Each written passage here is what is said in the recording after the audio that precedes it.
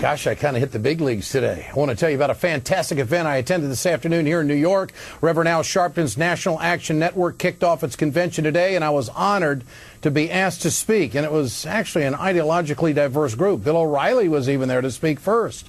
You would think that at a serious event to promote equality and civil rights that Bill would rein in the psycho talk. Well, no such luck. He showed zero comprehension of the venue and came out swinging, defending the Tea Partiers. The Tea Party is a largely white phenomenon. There's no doubt about that. Because African Americans overwhelmingly support President Obama. But it is an overwhelmingly white movement.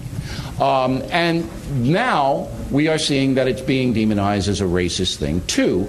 And the best example was that Capitol display, where the African-American congresspeople walked through this gauntlet of protest, and there were charges the N-word was used and spitting happened and this, that, and the other thing.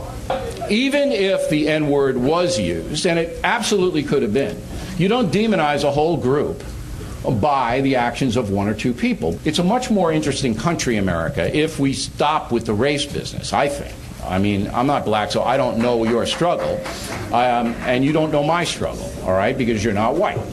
But after 9/11, we pretty much dropped that race stuff, did we not? We pretty much were all Americans there, right? All right? I hear yes, I hear no, but to me, from my perch, there were blacks killed in that tower. All right? All right, look, if you don't think we dropped it, I do. Well, Bill had to cut and run after the speech, so he missed hearing what I had to say. That's a big act to follow, but it's not a very truthful one. I am sad today that we have to report that a 14-year-old girl grabbed a microphone in a grocery store in northern New Jersey and decided to announce that all black people should leave the store.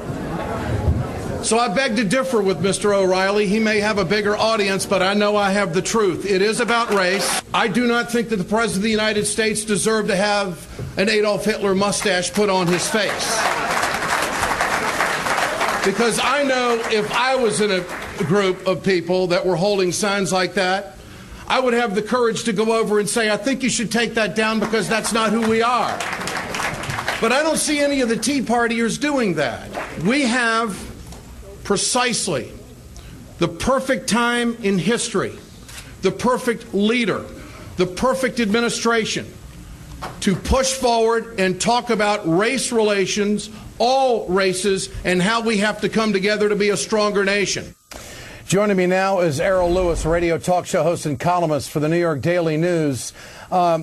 Errol, the mission here by Al Sharpton is to do just that, bring people together and get a dialogue. How do you think Mr. O'Reilly was received there? Oh, well, my goodness. I mean, you could hear the howling. I mean, some of that, I think, was intended, frankly, just to sort of maybe create some footage for his show or to sort of get the goat of the people there. I think he would have liked it, frankly, if he had been booed more loudly. I think he was looking for a little martyrdom moment, so that he could go back to his shtick about, well, I just tell it like it is. Regardless of how strange it was to say those things. I mean, I don't even know if he believes that stuff. He's from down here in the New York area. He grew up on Long Island. This is somebody who has dealt with and seen a lot of these issues played out. To say that after 9/11, for whatever reason, and who knows what period of time he was talking about, all of a sudden racism just vanished? I mean, I was there, and I don't remember it happening that way. What do you make of his comments about the Tea Partiers at the National Action Network, where it is predominantly a white, disgruntled crowd?